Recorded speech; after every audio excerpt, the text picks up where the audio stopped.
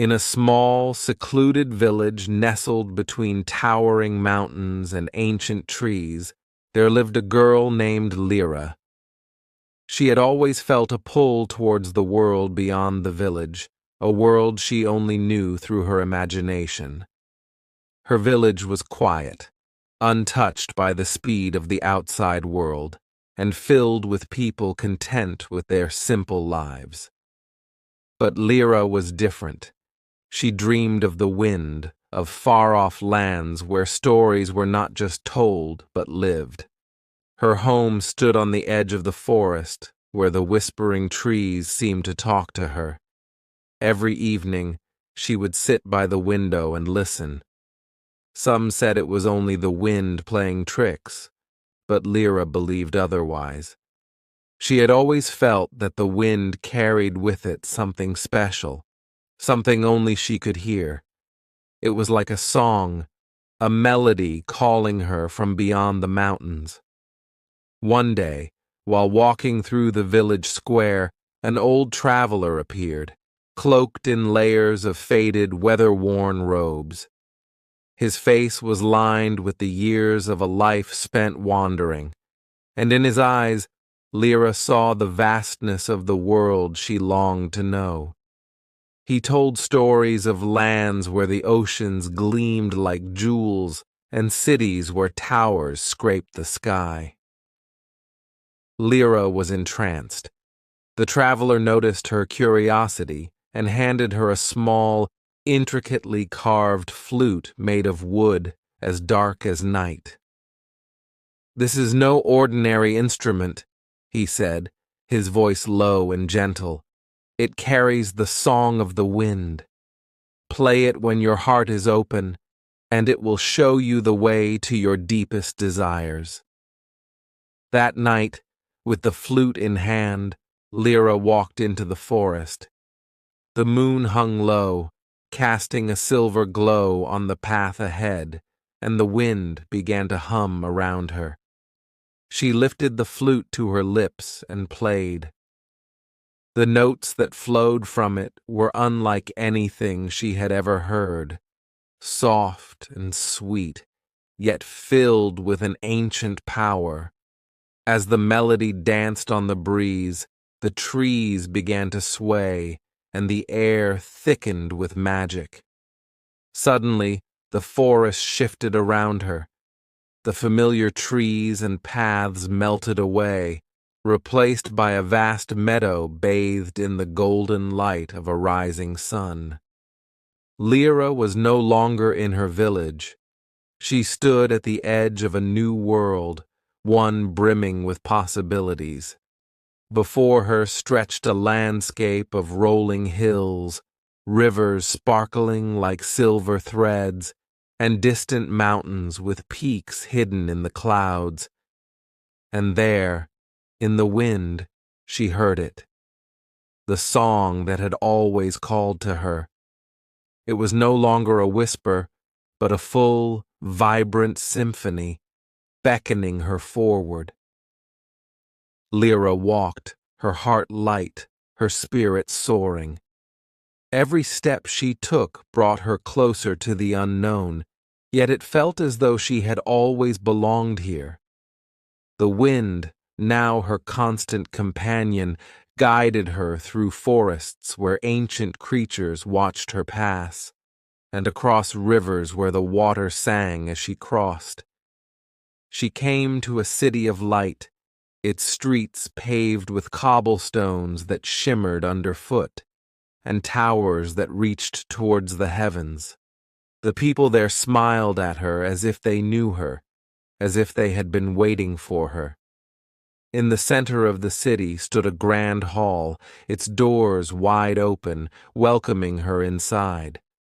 Within, she found a circle of musicians, each playing an instrument crafted from nature itself, harps of woven vines, drums of hollowed stones, and flutes of crystal-clear water. They played the same melody that had carried her through the wind. She joined them, lifting her flute to her lips once more. As she played, the music became one with her soul. She realized then that the song of the wind was not just a call to adventure, it was the song of her own heart. It had always been inside her, waiting to be set free. The wind had merely shown her the way. From that day on, Lyra became a part of the music of the world. She wandered from place to place, her flute in hand, bringing the magic of the wind to those who were ready to hear it. The villagers back home often wondered what had become of her, but those who listened closely to the wind would sometimes hear a melody, soft and sweet, carried from the distant lands. A melody of freedom, of dreams fulfilled, and a girl who had followed the wind to her heart's desire. As Lyra traveled, the world unfolded before her in ways she had never imagined. Every place she visited seemed to carry a piece of the melody she had played on that first night, each note leading her deeper into the unknown, yet always feeling like home. One day, while passing through a dense forest with trees so tall they seemed to touch the sky, Lyra heard something unusual. It wasn't the usual hum of the wind, nor the gentle rustle of leaves. It was a low, mournful cry, like the sound of a creature in distress. She followed the sound, her heart heavy with concern, her flute held tightly in her hand. The cry led her to a glade where a great silver wolf lay, its fur matted with dirt, and its leg caught in a cruel, rusted trap. The wolf's eyes, once fierce and proud, were now filled with pain. Lyra knelt beside the creature, feeling a deep connection she couldn't explain. Without thinking, she began to play her flute. The melody was soft, soothing, and filled with compassion. As the music filled the air, the forest seemed to breathe with her, and the trap around the wolf's leg slowly loosened, as if enchanted by the notes. The moment the wolf was free, it stood up, limping slightly, but its eyes now clear and filled with gratitude. The wolf did not run away. Instead, it stayed by Lyra's side, watching her with a silent understanding. She reached out cautiously, and to her surprise, the wolf bowed its head, allowing her to gently touch its fur. It was then that Lyra understood. The wolf was not just any creature of the forest. It was a guardian, a spirit bound to this land, wounded by forces that sought to disrupt the balance of nature. As days passed, the wolf, whom Lyra named Silvra, became her constant companion. Together, they journeyed deeper into the wild lands, where the wind was stronger and the magic of the world more intense. The more they traveled, the more Lyra realized that her music had the power to heal, not just wounds, but the very essence of the world itself. The land was suffering, rivers ran dry, forests were withering, and the skies grew darker with each passing day. Whispers among the people spoke of a great shadow rising, a force that sought to silence the song of the wind and bring about an age of silence. Lyra felt the weight of the responsibility on her shoulders. She had always thought the wind's song was only for her, but now she knew it was much more. It was a call to restore the balance, to protect the world from the shadow that threatened to consume it. One evening, as they camped by a riverbank, Silvra sat beside her, the flames of the fire reflecting in his silver fur. His eyes, wise and deep, seemed to speak without words, Lyra knew what he was telling her. There was a place she needed to go, a place where the source of the shadow lay hidden. The next morning, they set off toward the mountains where the sky seemed to meet the earth. As they climbed higher, the air grew colder, and the wind, which had always been her guide, now felt strained, as though it was struggling to reach her. The once harmonious melody was faltering, interrupted by harsh, dissonant notes. At the peak of the highest mountain, they found it, a fortress of stone and ice, cold and foreboding, surrounded by an unnatural silence. This was the heart of the shadow. Lyra felt a tremor of fear, but Silvra stood by her side, unyielding. She took a deep breath and lifted her flute to her lips. This time, the music did not come easily. The air was thick with the weight of darkness, but she played on, her notes fighting through the silence, piercing the stillness with their purity. Suddenly, the ground beneath them trembled, and from the shadows emerged a figure cloaked in black, its form shifting like smoke. It was the embodiment of the silence, the force that sought to end the song of the wind. Its eyes glowed with malice as it moved toward Lyra, but she stood her ground, her music growing stronger with each note. The wind, once faint, began to pick up, swirling around her and Silvra. The wolf growled, standing protectively in front of her, but Lyra knew this battle was not one of teeth and claws. It was a battle of heart and soul. As the shadow loomed closer, Lyra closed her eyes and let herself be consumed by the music. She played not only for herself, but for the world, for the rivers, the trees, and the creatures that depended on the song of the wind. Her melody soared, rising above the darkness, and for a moment it seemed as though the world held its breath. Then, with a final, powerful note, the wind surged. It wasn't just the soft breeze she had known all her life. It was a mighty, roaring force, filled with the power of the earth itself.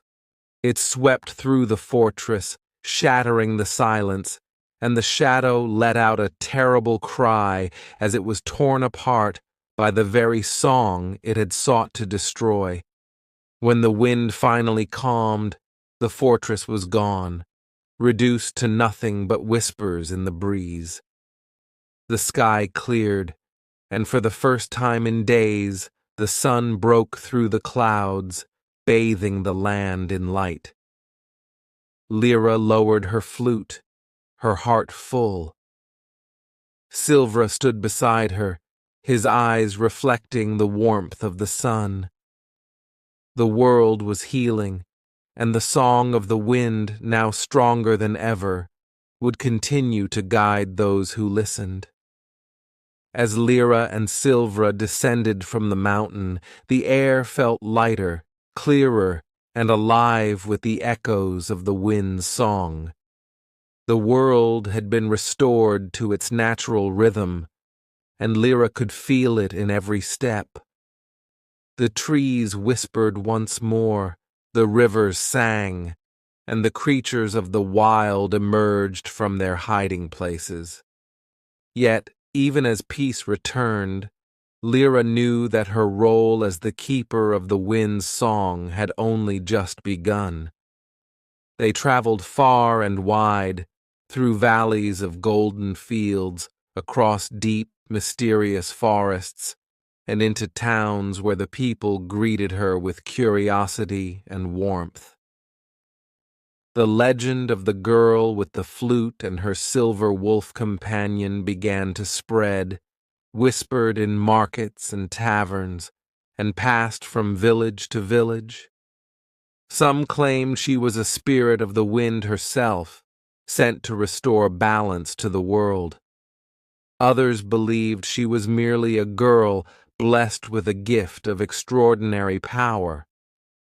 But Lyra paid little attention to the tales. She had come to understand that her purpose was not tied to recognition or fame. It was tied to the music and the magic that flowed through her. One night, as they camped under a sky full of stars, Silvra nudged Lyra's hand, drawing her attention to the horizon. In the distance, faint but unmistakable, was the flicker of a distant light. It wasn't the soft glow of a town or the warmth of a distant fire. It was something else, something unnatural. Lyra's heart quickened. She had thought the shadow was gone, but now, seeing the strange light on the horizon, doubt crept into her mind. Silvra's keen eyes mirrored her concern. They both knew that their journey was far from over. The next morning, they set off towards the source of the light, moving swiftly through unfamiliar terrain. As they drew closer, the landscape changed. The lush greenery gave way to barren, rocky land, and the wind, once playful and free, now seemed to hesitate, as if wary of the path ahead. Days passed as they ventured deeper into this new and hostile land, and the light grew stronger, brighter. It wasn't just light, it was fire.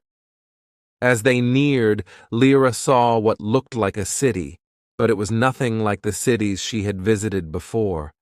The buildings were jagged and blackened, and the air smelled of ash. This place was not alive.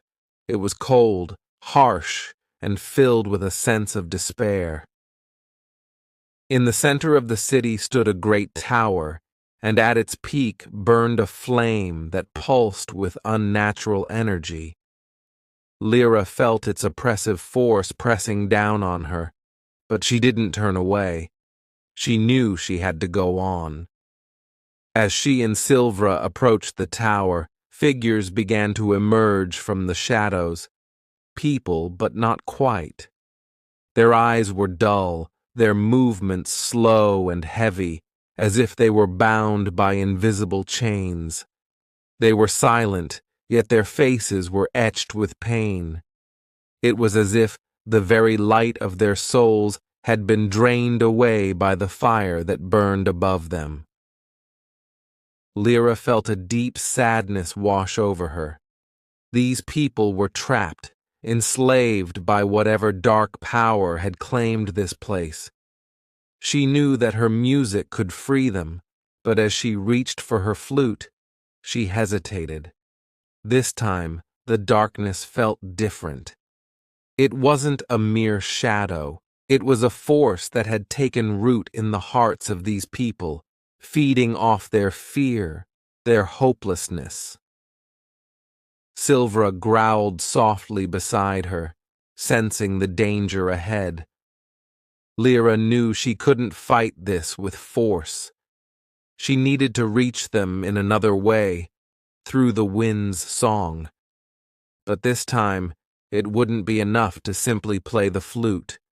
She needed to connect with the very heart of the people, to awaken something within them that they had long forgotten.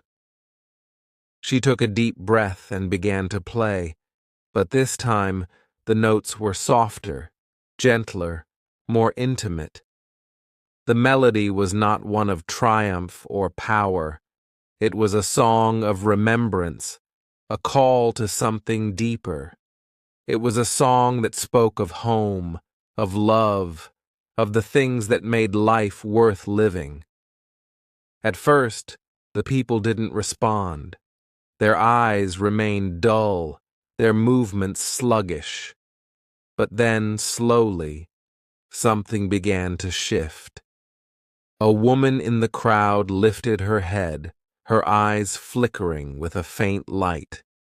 A man beside her reached out, as if trying to grasp something he couldn't quite remember. The fire at the top of the tower flared, as though sensing the threat, but Lyra played on. The wind began to swirl around her, carrying the notes through the streets, through the hearts of the people. One by one, they began to wake from their trance. Their eyes brightened, their faces softened, and the heaviness that had bound them began to lift. But the tower fought back. The fire roared, its flames twisting and lashing out like a living thing. Lyra could feel the force of it, trying to silence her, but she stood firm, her music unwavering. Silvra, sensing the danger, leapt forward, his silver fur gleaming in the firelight as he bounded toward the tower. He reached the base of the structure and let out a deep, resonating howl. The sound echoed through the city, joining with Lyra's melody, and for a moment the flames faltered. With a final surge of energy, Lyra played the strongest note she had ever played.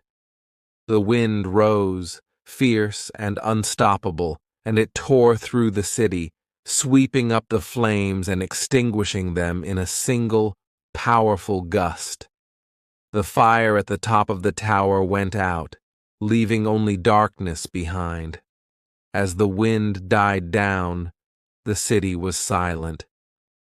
But it was a different kind of silence, a peaceful one. The people, now free from the fire's grasp, looked around in wonder, as if seeing the world for the first time. Lyra lowered her flute, her heart pounding in her chest. Silvra returned to her side, his eyes calm but watchful. They had won, but Lyra knew that this was just one battle in a much larger fight. The shadow that had once threatened the world might have been driven back, but its remnants still lingered, feeding on the fears and doubts of the world. As Lyra and Silvra moved on from the city, the weight of their recent victory still lingered in the air. The flame that had burned atop the dark tower was gone, and the people were free. Yet Lyra knew that this world held many more shadows, hidden places where light had yet to touch. The wind's song, though strong, now carried a note of warning, a subtle undercurrent that spoke of an even greater danger stirring in the world. It was on a quiet morning, as they made their way through the edge of an ancient forest, that Lyra felt a shift in the wind. For weeks, the wind had been a familiar companion, soft, playful, and reassuring. But now it was different. It wasn't just guiding her, it was urging her, almost pulling her toward something unseen. Silvra, ever attuned to the changes in the world around them, pricked his ears forward, his gaze fixed on a distant peak that rose on the horizon. The mountain was shrouded in mist, its top lost in the clouds, and Lyra sensed that whatever lay there was calling to her. As they approached the base of the mountain, the path grew narrower, winding through thick trees whose roots twisted like old bones. The forest here was ancient, older than any place Lyra had ever seen, and it hummed with a magic so old that it felt almost like the very breath of the earth. Lyra paused, feeling the deep presence of the land beneath her feet. This place, it's alive, she whispered, more to herself than to Silvra. The wolf, as if in agreement, sniffed the air, his fur bristling slightly, as if sensing something on the wind. They pressed on, the mist growing thicker the higher they climbed. After hours of walking, the trees thinned, revealing a hidden plateau. In the center stood a stone archway, weathered and ancient, covered in moss and vines. It was clear this place had not been touched by human hands for centuries. But it wasn't the archway that drew Lyra's attention. It was the faint shimmer of light that flickered just beyond it. She stepped closer, her heart racing. The light wasn't fire or magic she had seen before. It was like the glow of 1,000 stars trapped in the air, swirling softly in the shape of a doorway. Lyra reached out, her fingers brushing the edge of the shimmering portal, and a wave of warmth flooded through her. Without hesitation, she stepped through. The world around her shifted in an instant. Gone was the mountain, the forest, and the mist. Lyra found herself standing in a landscape unlike anything she had ever known, a place where the sky stretched out in every direction, swirling with colors that shifted and changed like a living painting. The ground beneath her feet was soft and glowing, as if made of light itself. Silvra appeared beside her, his silver fur reflecting the colors of the sky. His eyes met hers, filled with curiosity but also with a silent understanding. They had crossed into a realm beyond the world they knew. Before them, a figure emerged from the swirling light. It was a woman, tall and ethereal, her form shimmering like the stars above. Her eyes were deep and ageless, filled with both wisdom and sorrow. "Lyra," the woman spoke, her voice like the wind itself, soft but carrying great power. "You have followed the song of the wind, but now you stand at the threshold of a new journey." Lyra felt a tremor of awe and unease. "Who are you?" The woman smiled gently. "I am Eloria, the guardian of the star wind. Long ago, before your world came to be, there was another, the world of the first winds. It was a place of pure magic, where the wind carried not only the breath of the earth, but the very essence of creation. But that world has been lost, consumed by the darkness that you have only just begun to face." Lyra's heart quickened. "The shadow, it's not gone?" "No," Eloria said, her gaze growing distant. "The shadow you defeated was but a fragment. The true darkness lies in the heart of the star wind, where the first winds were born. It is awakening, and if it is not stopped, it will devour both our worlds." Silvra growled low, sensing the gravity of the situation. Lyra clenched her flute tighter in her hand, feeling the weight of this new burden. But there was something else, a spark of excitement. This was what she had been preparing for all along. The wind had led her here for a reason. "How do I stop it?" Lyra asked, her voice steady, though her heart raced.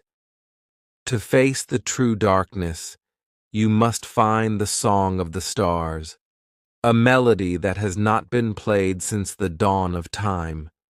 Only it has the power to bind the shadow and restore the balance. But the song is hidden, scattered across this realm and protected by ancient forces. You must seek out the 3 celestial guardians who guard its notes.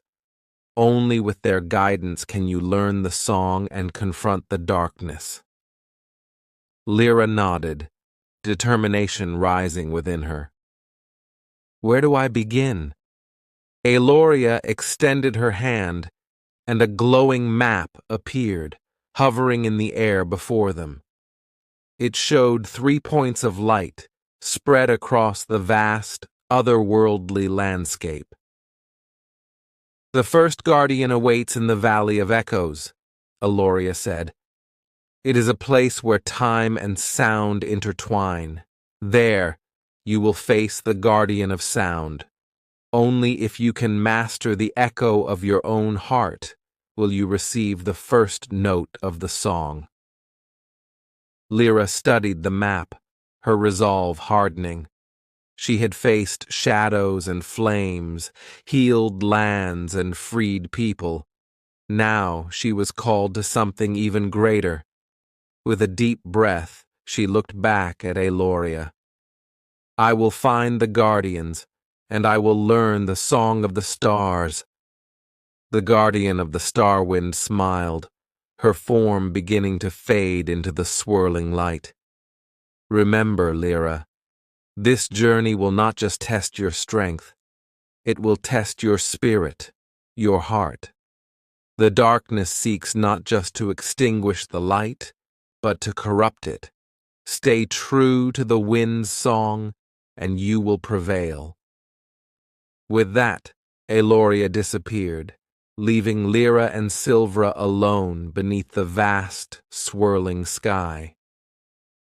Lyra looked toward the horizon, where the first point on the map glowed faintly in the distance. The Valley of Echoes awaited, and with it, the first step toward unlocking the greatest song ever known. Her adventure had only just begun. With Silvra at her side, Lyra set off once more, ready to face the challenges ahead, the wind now carrying her toward a new destiny, the fate of both worlds resting on the melody she would soon uncover. In the Valley of Echoes, the first guardian, an ancient being made of pure sound, tested Lyra with illusions of her deepest fears and desires, warping the echoes of her own heart. For days, she wandered through endless reflections of herself, each one trying to break her spirit. But with Silvra by her side, and the song of the wind in her heart, Lyra found her true voice, shattering the illusions and earning the first note of the song. Her second trial took her to the mirror plains, where the guardian of light waited. Here, the landscape reflected every emotion, every thought she had, turning her inner struggles into physical manifestations. She was forced to face her doubts, her regrets, and the burden of the responsibility she carried. It was only by accepting her imperfections and embracing the light within herself that she could claim the second note. The final trial brought Lyra and Silvra to the edge of the star wind, where the sky itself seemed to fall into an infinite abyss. The last guardian, the keeper of time, challenged her with visions of what could be, a future where she failed, where the darkness consumed both worlds, leaving only silence. But Lyra, who had journeyed so far and grown so much, refused to be swayed by despair. She held on to the hope that her music could change the fate of the world, and with that belief, she received the third and final note of the song. With all three notes gathered, Lyra stood on the precipice of her final confrontation. The shadow that had once seemed distant now loomed before her, an all-consuming force that churned at the heart of the star wind. Its presence was overwhelming, a void that threatened to swallow everything in its path. But Lyra had not come this far to falter. She raised her flute, Silvra standing firm beside her, and began to play. The notes of the Song of the Stars rang out, soft at first, then growing in strength. Each note carried the power of the wind, of light, of time itself. The melody was unlike any she had ever played before, ancient, vast, and full of life. The shadow recoiled, its tendrils of darkness lashing out, trying to extinguish the sound. But Lyra did not stop. Her music rose above the darkness, filling the void with light and hope. The wind surged around her, swirling through the air like a living force, carrying her song across the endless sky. As the final note of the Song of the Stars echoed out into the abyss, the shadow let out a terrible, guttural cry. It writhed and twisted, fighting against the light, but it was no match for the ancient power of the song. The darkness began to unravel, piece by piece, until it was nothing more than a wisp of smoke, vanishing into the wind. The star wind was still. For a long moment, Lyra stood in silence, the flute resting in her hands. She felt the weight of the world lift from her shoulders, and the wind, once heavy with warning, now whispered a song of peace. The realm of the star wind, once chaotic and dangerous, was calm. The skies shimmered with a soft glow, and the land breathed with new life. Silvra nudged her gently, and she smiled, her heart full. The journey had been long, and she had faced challenges she never could have imagined, but she had done it. The shadow was gone, and the balance between the worlds was restored. As they stood at the edge of the star wind, the shimmering light of the portal appeared once more. Lyra knew it was time to return. She and Silvra stepped through, leaving the world of the first winds behind them. When they emerged on the other side, the mountain and the mist greeted them just as they had left it. The world was the same, yet everything had changed. The wind that blew through the trees now carried a new melody, one of hope, of renewal, and of harmony. Lyra looked out over the land, knowing that her journey was over. She had followed the call of the wind and had restored not just her world, but the ancient magic of the star wind as well. The darkness had been defeated, and the song of the wind would live on, guiding others who might one day face similar shadows.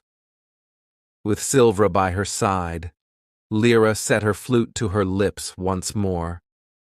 As she played a soft, gentle tune, the wind picked up, carrying the notes far and wide, across the mountains and forests, over rivers and valleys, until the entire world could hear the song of the girl who had saved them all. Her adventure was over, but the music would never end.